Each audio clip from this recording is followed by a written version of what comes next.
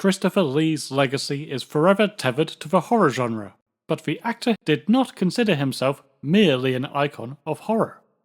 So there you have it, a knight of the realm, but still the king of horror. The king of what?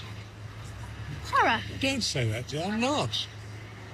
But we remember you for... But I'm not the king of horror. I haven't done a horror film for 34 years. Indeed, Lee was an icon of cinema as a whole. He was incredibly versatile, and throughout his 7-decade film career, dipped his toes in all manner of genres. Pirate adventures, war movies, fantasy epics, highbrow biopics, lowbrow comedies, and who could forget his superhero rock opera musical?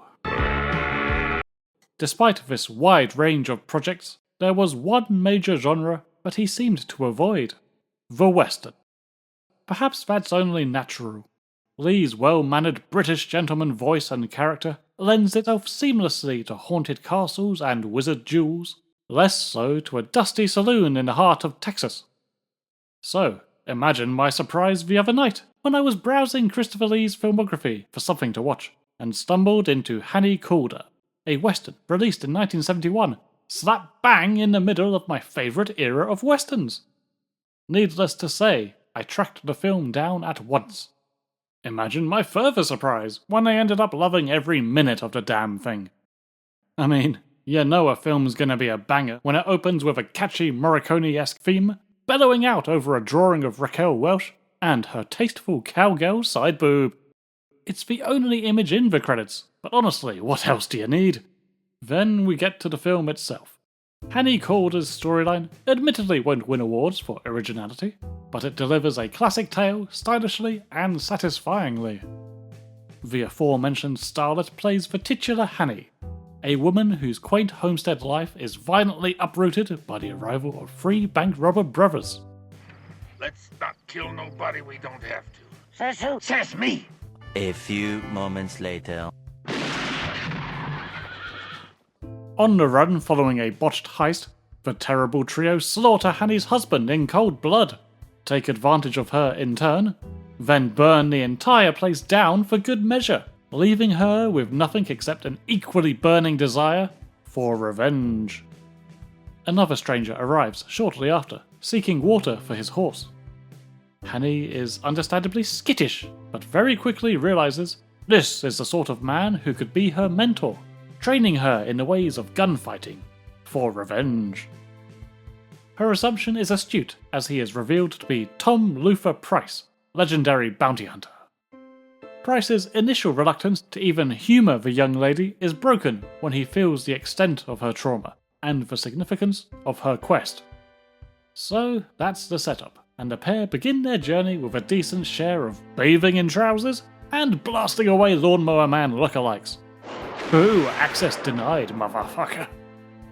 The bounty hunter tells Hannie she needs her own weapon, and he wants her to have a firearm that can match her slight stature and inexperience. Therefore, he's taking her over the border to Mexico to meet with a special gunsmith named Bailey, brought to life by our dear Christopher Lee. He enters the film at the 35-minute mark, making his own mark with a "oh dear god, it's the wicker hat!" Okay, maybe it's just a straw hat, but Christopher Lee did not appear in Straw Dogs or Women of Straw, so fuck it, that's all you're gonna get. Bailey is a fun supporting character with a fleshed out backstory. Originally operating out of New Orleans, he pivoted to providing weapons to the Confederates once the Civil War broke out. The North captured the city in a landmark battle, and began executing rebel gunsmiths and the like, so Bailey fled to Mexico. He made the country his permanent home once he found a wife, and spawned an egregious number of children, with 2 more little buggers cropping up each time Price passes by. His infamous status is still known to the right people, so he makes ends meet while thriving in his new family-orientated lifestyle. This latter point is handled beautifully in parallel to Hannie's arc, with this flourishing, enviable life representing what was stolen from her, and hammers home why she's here in the first place. But what of Lee's performance? As much as I love his effortless villain roles, it is always a treat when he is given a chance to play a friendly face. By all accounts, he was a lovely, charming man in real life, and this warmth and politeness seeps into Bailey. Hannie's quest has been pretty rough to this point, and it is Bailey's instantly welcoming demeanour that finally offers respite to her and the viewers. Still, one or two tricks we can pull. It is also critical to note that he retains his normal accent for the role, and wasn't made to affect a southern state drawl. It would have been a novelty for sure, but I fear it would have also been distracting. You can listen to Lee's rendition of Ghost Riders in the Sky, and decide for yourself whether this was a missed opportunity or a dodged bullet. Speaking of dodged bullets, as nice as Bailey's life is, it's still the Wild West, so danger is never far beyond the horizon. A gang of banditos attempt to siege his home and steal the bountiful arsenal within. A big old skirmish kicks off. The ultimate point of this sequence is to highlight that, for all of Hannie's lessons so far, she is definitely unprepared for the real thing. That point is well executed, but who cares when Cowboy Christopher Lee is gunning down bandits with a Winchester, the squibs straight out of Hammer Horror? It's not a realistic colour per se, more like an accident in B&Q's paint department, but I wouldn't have it any other way. This scene, though brief, filled my heart with joy, yet I was on the edge of my seat. After all, Bailey's character had already served his purpose in the story. Hannie got her gun. Neither her or Price should perish here, and there's a good chance that someone will, to mix things up, to add some drama. Not only would it be the standard for this sort of character, it would be typical of Christopher Lee too. The man died on screen over 70 times for Christ's sake. And then they go and frame him like this, torso wide open for one of those bright red paint splatters to appear. Of course, you're expecting the worst, but lo and behold, Angel Eyes must have been smiling down on him that day. Yes, Lee only goes and survives the whole bloody thing. Hannie and Price need to continue their quest, so he waves them away at minute 59. Bailey's only around for a 24-minute window, making him a fixture of Act 2 only.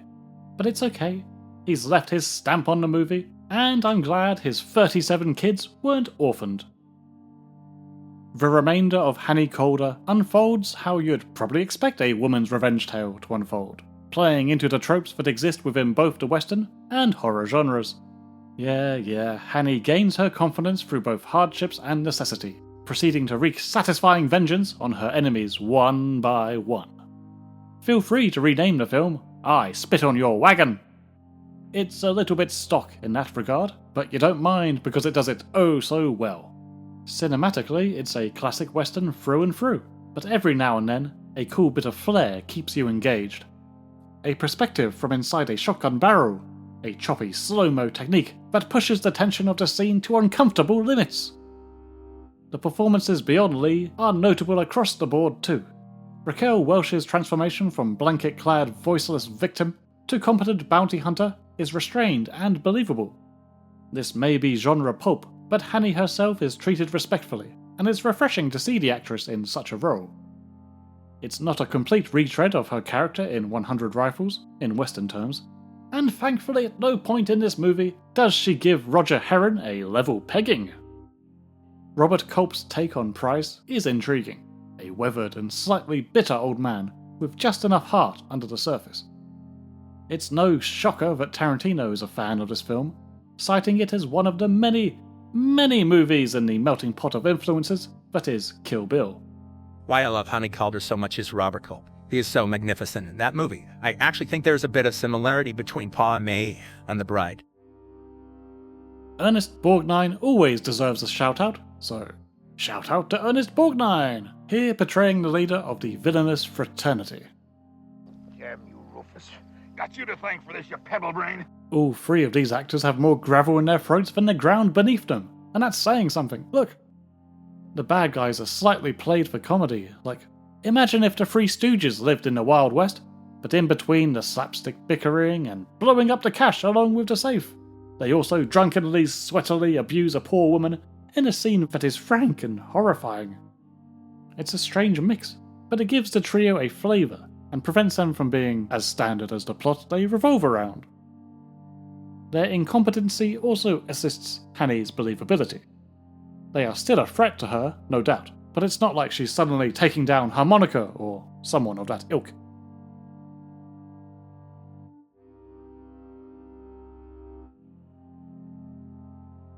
Overall, it's a really enjoyable western. A solid 4 out of 5, I'd say. But yes, Christopher Lee was my curious gateway into it. More than anything, it makes me wish he had dabbled with the genre on more occasions.